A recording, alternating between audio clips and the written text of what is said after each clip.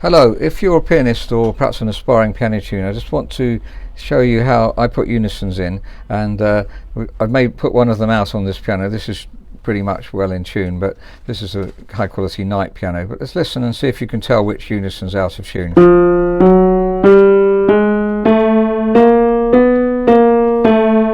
So I think you probably guessed it's that one there, and maybe your piano tuner is going to come, but in about 2 or 3 weeks time. It's a good opportunity to try and put the unison in, then when he comes, if you've made a mistake, he can put it right. But let's see which of these 3 strings it is. So let's try. So clearly it's not the middle and the right string. Let's do this, and it's the left string. So I've obviously put it out of tune deliberately so we can do this test, and it won't normally go out of tune that much, especially on a night. It hardly go out of tune at all. But let's look at the one that's in tune. And that's a good idea here to get an app. To show you 2 apps we've got here. This is Piano Tuner. These are cheap apps that you can buy. They're not sort of sophisticated piano tuners apps, but they'll do for you to see what's going on. And you can see on that one it's got 221. You can read it yourself, and this one here should be the same.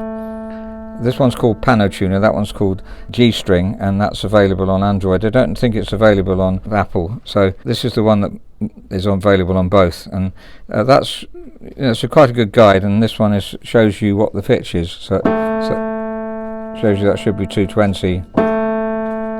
It's above that. We generally leave pianos slightly sharp, and they tend to go flatter in people's houses. So that's the in tune one, and there's the flat one. So if you've got your app, you can see what's going on. That would help a lot. So let's put this in tune with the middle string, which is in tune. So first of all, I'm going to raise it up, and I'm going to raise it above the concert pitch, so above the other one, sorry. So it's gone above it, and gradually bring it down in. Now I'm doing it right-handed. I should on uprights do it left-handed really, but unfortunately when I started tuning I didn't realise that. And now we always encourage people to do uprights left-handed and grands right-handed, and bring it in gradually by putting, not really so much turning it as by just putting downward pressure here. Oh, it's gone too far, so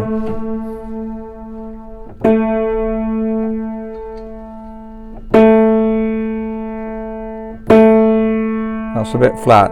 I meant to mention, by the way, if you want to mark the one that was out of tune with a piece of chalk, it's a good idea, because then you can remember, and you can also say to the tuner, that's the one I had a go at, and he can perhaps, he might help a bit. Tuners are so busy, and they want to do technical work on pianos as well, so they'd be quite grateful for more time for that. And so we mark that one, and you can see clearly that's marked, and you could leave that on for the next time it's tuned, just see how stable. It might be that tuning pin's a bit loose.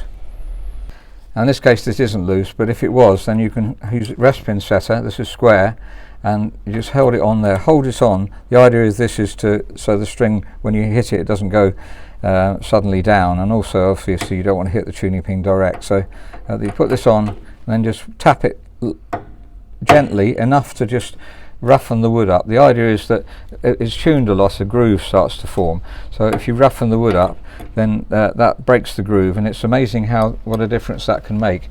And you can do that rather than have to retune the same note all the time. It might not need setting, might need a new tuning pin, a bigger tuning pin, depends what piano you've got, or you might need to change the rest plank in the extreme, which we often have to do, as we've seen on other videos. So let's have a look at this now. And basically you're trying to get it as pure as possible.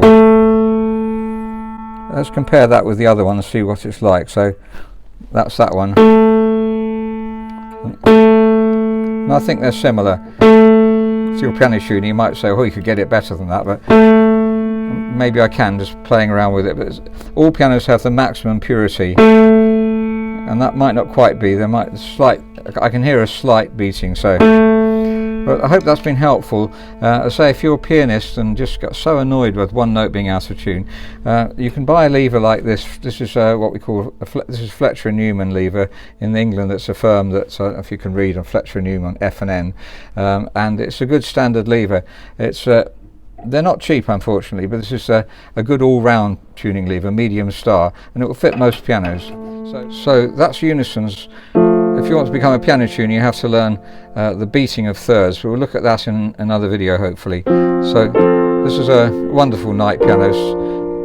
One of the best I've ever come across, really. I would say that on any piano, I suppose, because I'm a piano dealer. But beautifully clear and crisp, and amazingly stable nights are, so you won't need to do much tuning on a night. So thank you very much for listening. Hope that's been helpful.